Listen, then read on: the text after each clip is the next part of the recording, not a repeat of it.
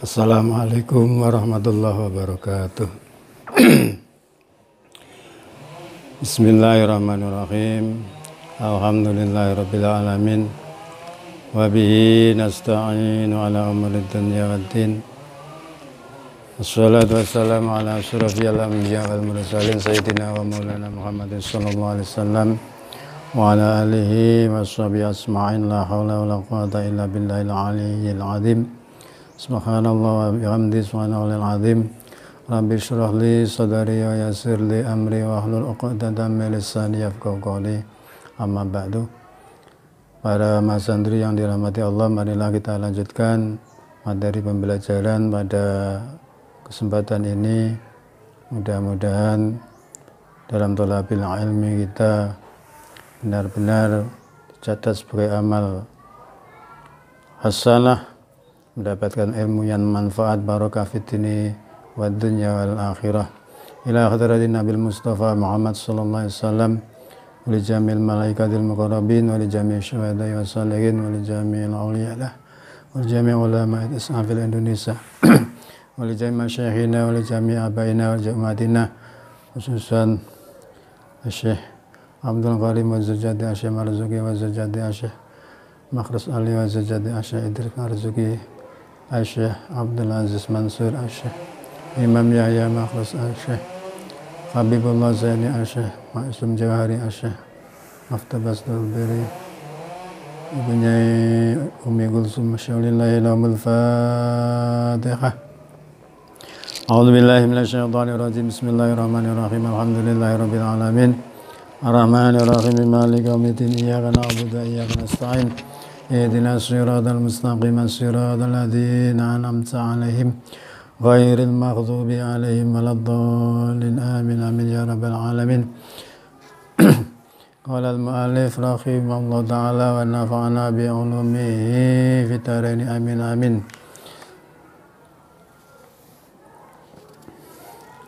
Bismillahirrahmanirrahim. Tahiyat Fatihah dulu kepada Syekh Azhar Nusi, pengarang kitab Ta'limul Muta'allim. Al-Fatihah. A'udzu billahi minasyaitonir rajim. Bismillahirrahmanirrahim. Alhamdulillahirabbil alamin. Ar-Rahmanir Rahim. Maliki yaumiddin. Iyyaka na'budu wa iyyaka nasta'in. Ihdinas siratal mustaqim. Siratal ladzina an'amta 'alaihim ghairil maghdubi 'alaihim waladdallin. Amin. Bismillahirrahmanirrahim. Wa qad sonafalan teman-teman wis nganggit untuk ngarang sapa sayyidu sayyid al-imamu al-jalu, al-imamu kang dadi imam al-ajalu kang agung, asyahidu kang asyahidu Nasiruddin Abul Qasim. Nirupane niku asyahidu Nasiruddin Abul Qasim kitaban ing kitab fil akhlaqi ing dalem jelasake budi pekerti. Fil akhlaqi ing dalem jelasake budi pekerti. Wa ni'mama lan niku sak bagus-baguse apa barang. Sanafa kang nganggit sapa Syekh Syahid, sanafa kang wis nganggit sapa Syekh Syahid, fayajibu mongko wajib ala kulli muslimin ing atase saben-saben wong apa khiftuha ngreksa sapa apa nggih apa khiftuha ngreksa akhlak.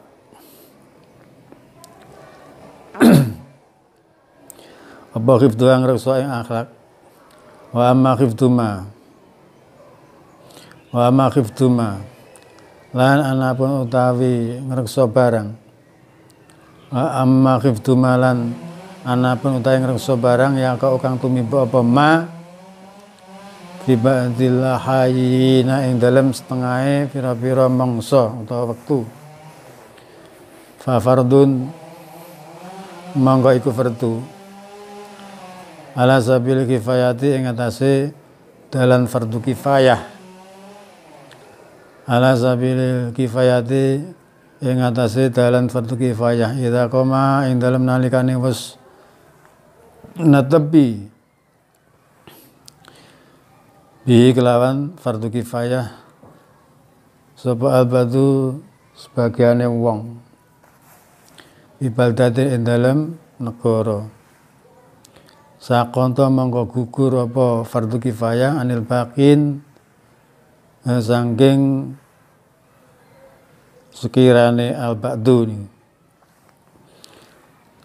fa ilam yakun mongko lamun ora ana fil baldadi ing dalem desa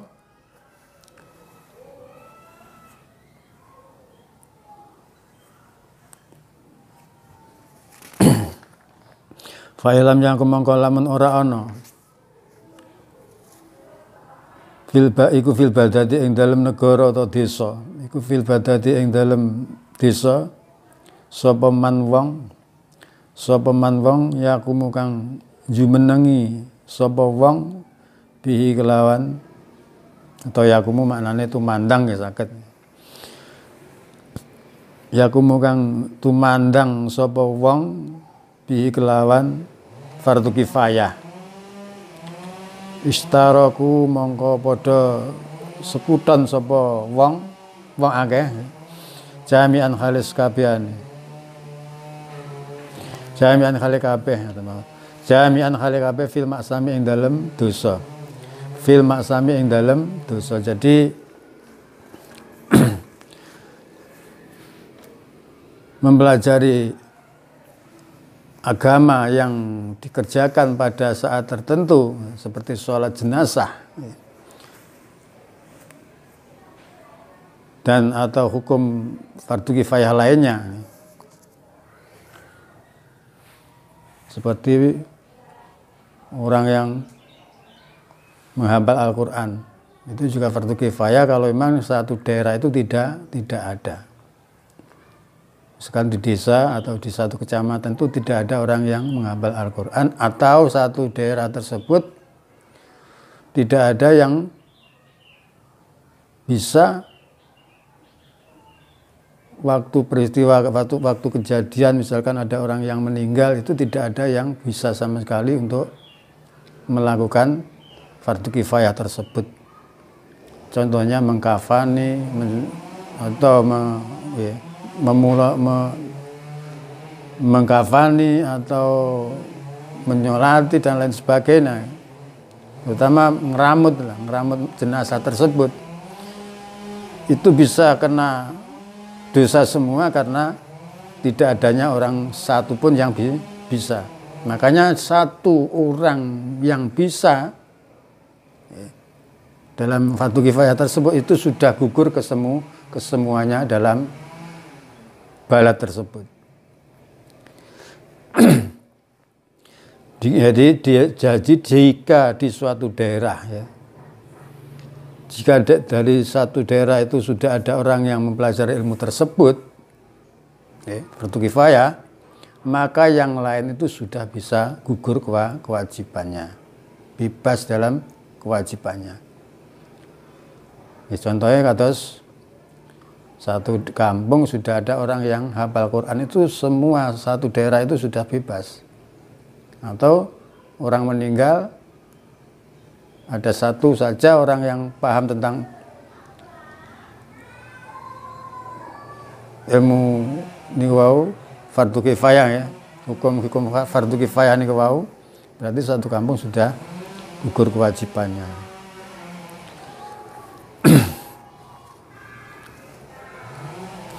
Dan sebaliknya apabila orang yang satu kampung itu tidak ada sama sekali,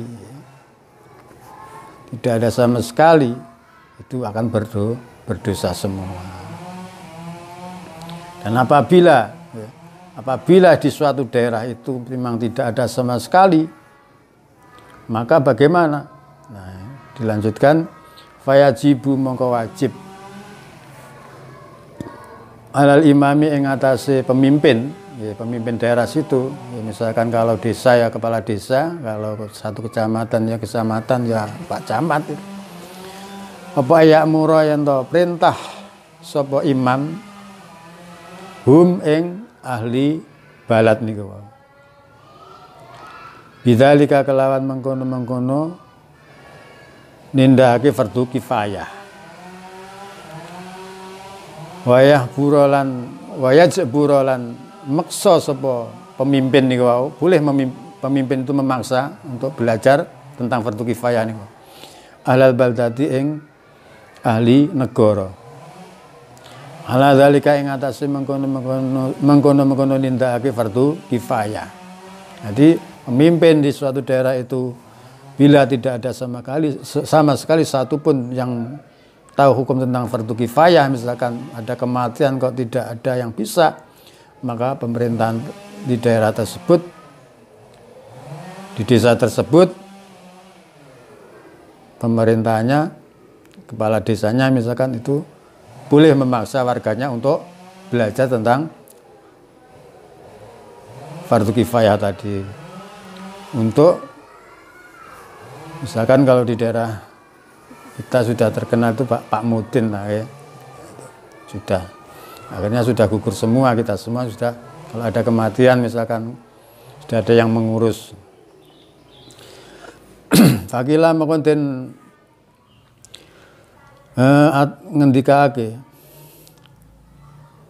bi ana ilmama apa bi ana ilmama sak temene ngawruhi barang.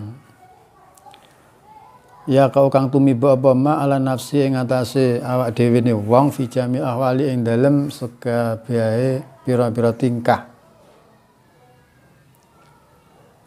Bimanzilati ta'ami iku bimanzilati ta'ami kelawan ngenggon-ngenggoni panggonane panganan. La buddha wajib likuli wahidin kedue saben-saben wong mindralika saking mengkono-mengkono panganan. Jadi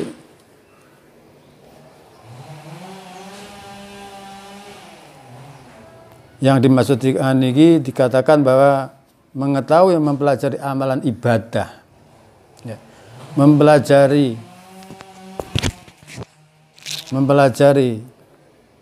amalan ibadah yang hukumnya fardu ain itu sebagaimana kita makan setiap hari. Jadi ibaratnya itu makan yang dibutuhkan setiap orang. Jadi ibadah itu memang kita butuh setiap hari dan kita itu bisa harus melaksanakan karena itu diibaratkan seperti orang yang makan setiap hari, dan makan itu setiap hari kita butuh. Begitu juga tentang ibadah sholat, ibadah puasa yang fardu atau haji, terutama yang sholat itu setiap hari kita melaksanakan. Di amal yang fardu kifayah itu ibarat obat, sedangkan yang amalan-amalan setiap hari kita itu ibarat kita itu makan, dan makan itu setiap hari kita butuh. Berarti kewajiban fardu ain itu kewajiban masing-masing terhadap orang. Kalau fardu kifayah itu masing-masing banyak orang. Jadi istaraku tadi di atas tadi.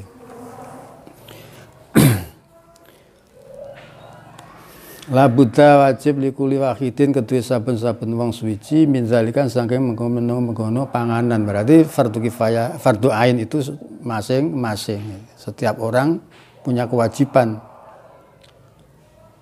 terhadap fardu ain.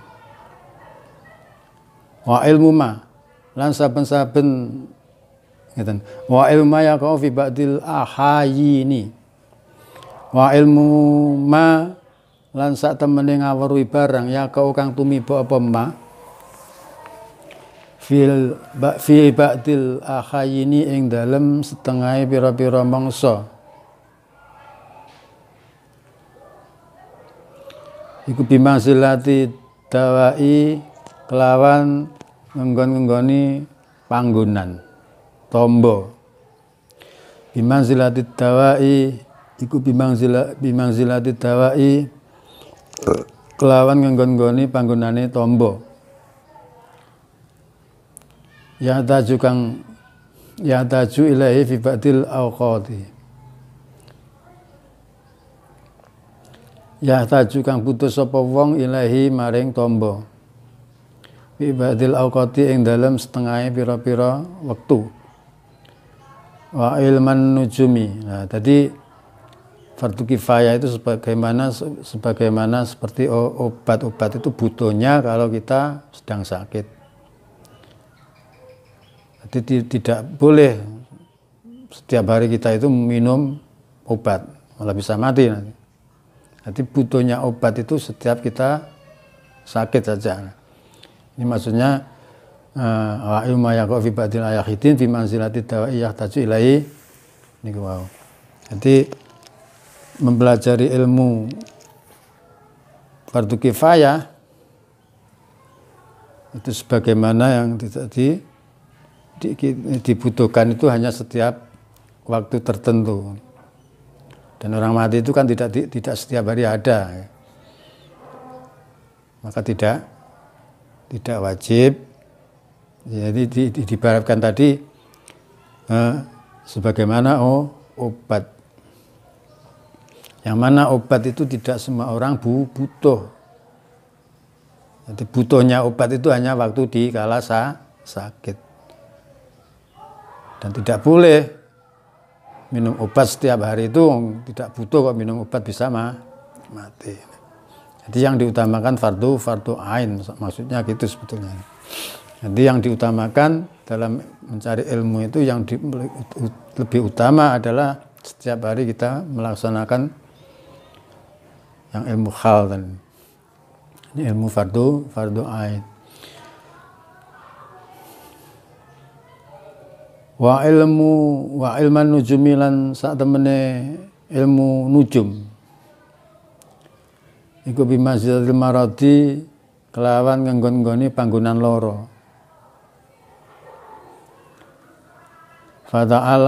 Fata'allumu mongko utawi ngaji utawa ngaweruhi ilmu nujum, belajar ilmu nujum iku haram.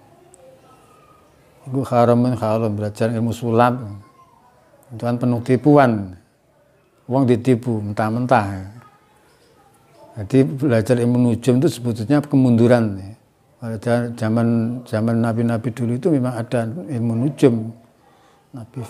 Nabi Musa itu, para orang-orang kafir itu pakai ilmu nujum. Padahal itu zaman jahiliyah dulu. Masa kita masih mau belajar ilmu nujum, berarti kemunduran. Fata'allumu mongko utawi ngaji ilmu nujum iku haram, belajar ilmu nujum niku haram. Jadi mendatangkan belajar ilmu nujum itu mendatangkan niku al-marad, penyakit malahan. Bimanzilatil marad. Li'anau krana setuhune li'anau sak temene setuhune li'anau krana sak temene ilmu nujum iku yadhuru bahayane apa ilmu nujum walayan faulan ora manfaati apa ilmu nujum wal harabu lan melayu min qadaillahi ta'ala saking qadae Allah ta'ala wa qadari lan kekuasaan Gusti Allah Ta'ala. Nah, biasanya wong niku lek ngerti ilmu nujum oleh mesti sombong, merasa bisa, punya karyanya sendiri seakan-akan. Akhirnya Allah dikesampingkan. Ghairu mumkinin ora kungang. Ghairu mumkinin orang kungang. Jadi orang itu tidak bisa lepas dari qada Gusti Allah. Kabeh niku dikembalikan kepada Gusti Allah, walaupun punya keahlian yang bisa menghilang misalkan. Ilmu nujum itu kan sampai bisa menghilang. Nah, akhirnya ada orang yang sombong, akhirnya memproklamirkan dirinya itu seakan-akan jadi Tuhan. Padahal itu ilmu itu dari Allah sebetulnya. Min qada'illahi ta'ala wa qadarihi. Itu orang tidak akan ghairu mumkinin, jadi tidak akan terlepas dari semua itu adalah dari kehendak Allah. Fayam bagi mongko sayukjo atau prayoga nggih. Fayam bagi mongko sayukjo likuli muslimin kedue saben-saben wong Islam ayyashtaghila yen ta ketungkul sapa muslim atau nyibukake ayyashtaghila nyibukake sapa muslim fi jami awqatihi ing dalem sekabehane pira-pira wektune muslim. Jadi setiap hari itu hendaklah kita itu menyibukkan diri di dalam segala waktu, di setiap waktu. Oleh nyibukaken niku wau fi dzikrillah kelawan zikir eling ing Allah. Bi dzikrillah taala kelawan eling ing Allah taala wa doa lan ngekeh-ngekehake ndonga. Dalnya itu dal ditasdid tadghib wa tadarru lan DP maring Allah wa qiraatil Qur'ani lan maca Quran. Itu termasuk zikrullah. Termasuk ngaji ngeten iki sing paling sae niku ngaji. Jadi ibadah sing paling sae niku nggih ngaji ngeten iki. Ganjarane nggih paling gedhe wa shadaqati lan pira-pira sedekah. Wa shadaqati lan pira-pira sedekah ad-dafi'ati kang bisa nolak utawa nggih ad-dafi'ati kang bisa nolak lil bala'i maring bilahi. Ya sering-sering bersedekah nggih. Sedekah ya sak mampune. Sak mampune sedekah. Wa yas'alullah ta'ala wa yas'alulan yen nyuwun sapa muslim wa yas'alulan nyuwun sapa muslim Allah ta'ala halimah luhur sapa Allah al-afwa ing pangapura wal afiyat lan nyuwun keselamatan fit dunya ing dalam dunya wal akhirat lan ing akhirat wal akhirat lan akhwali liyasunahu supaya ngreksa ing muslim sapa Allah Gusti Allah taala halimah luhur sapa Allah. Jadi wong niku nggih padha dianjurne kon ndonga ning Gusti Allah ben ndak duweni rasa sombong. DP takarub nang Gusti Allah. Anil bala'i saking bilahi wal afatilan ponco boyo fainaman mongko setune wong rezeki kang den paringi rezeki sapa man atau ing gelem ndonga sapa sing gelem ndonga karo Gusti Allah diparingi rezeki. So doa ing gelem ndonga lam yukhram monggo ora den aling-alingi sapa wong al ijabata ing den ijabahi fa ing kana mongko lamun ana apa al bala iku muqaddaran dadi pesten yusibu kang mengenani apa bala ing wong.